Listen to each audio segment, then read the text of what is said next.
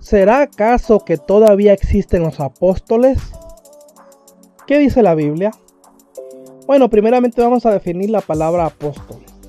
La palabra apóstol proviene del griego apóstolos, que significa enviado en pos de o de parte de. El primer apóstol se llamó Jesucristo porque fue enviado por el Padre, según Hebreos 3:1. Cito textual: por tanto, hermanos santos, participantes del llamamiento celestial, considerar al apóstol y sumo sacerdote de nuestra profesión, Cristo Jesús. Después de Jesucristo existieron 12 apóstoles que fueron escogidos por él mismo, en Mateo 10 del 2 al 4 y Lucas 6:12.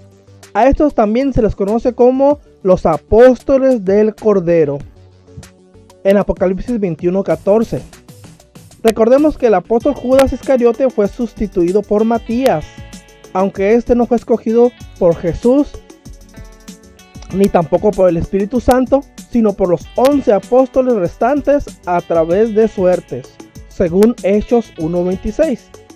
También debemos tomar en cuenta que todavía no recibían la llenura del Espíritu Santo cuando se hizo esta elección. Piedra, papel o tijera. Piedra, papel o tijera. En el principio de la iglesia primitiva, ya en el gobierno espiritual del Espíritu Santo, hubo varios apóstoles según la Biblia. Efesios 4:11 y 12 dice: y él mismo, hablando de Jesucristo, constituyó a unos apóstoles, a otros profetas, a otros evangelistas, a otros pastores y maestros, a fin de perfeccionar a los santos para la obra del ministerio, para la edificación del cuerpo de Cristo.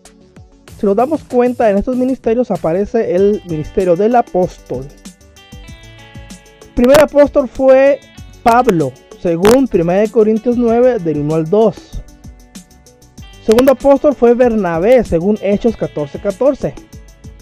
Silvano, también conocido como Silas, y Timoteo fueron otros apóstoles, ya que se encontraban con Pablo cuando él escribió la carta a los tesalonicenses, y Pablo los menciona como apóstoles en 1 Tesalonicenses 1:1. Dice que está con ellos, y en 1 Tesalonicenses 2:6 los menciona como apóstoles. Andrónico y Junias fueron otros apóstoles según Romanos 16:7. En las versiones de traducción lenguaje actual, conocida como la TLA, y en la versión española BLP, aparece la frase su labor apostólica. Cito textual: saludar a Andrónico y a Junias, paisanos míos y compañeros de prisión. Su labor apostólica es bien conocida, e incluso creyeron en Cristo antes que yo, dice Pablo en su carta a los Romanos 16:7, versión TLA. Muchos pudiéramos pensar que existen errores en la traducción, pero si nos vamos al original griego aparece la palabra apóstolos, que significa enviado en pos de o de parte de, como ya lo habíamos mencionado antes. Otro apóstol fue Epafrodito, según Filipenses 2:25. Este versículo en el original griego también utiliza la palabra apostolón, que significa enviado. Epafrodito al parecer era un nombre común en el mundo grecorromano del primer siglo, por lo que podemos pensar que era un apóstol gentil. Otro apóstol fue Tito, según 2 Corintios 8:23.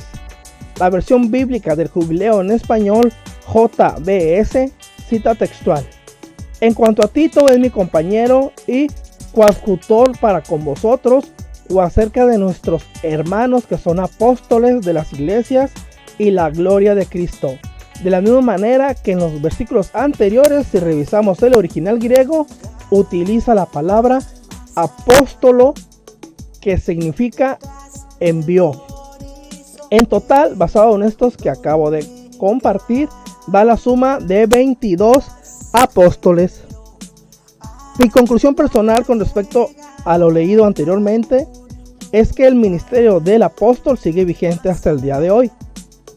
Creo que hay confusión en el título de apóstol por misionero, aunque no todos los misioneros son apóstoles y no todos los apóstoles son misioneros. Creo que así como existen falsos apóstoles, también existen falsos profetas, maestros, pastores y evangelistas, aunque no todos son iguales.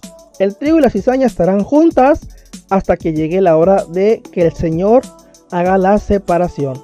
La diferencia la hace el fruto. Por eso dice su palabra: por sus frutos se conocerán a quién es de Dios y quién no.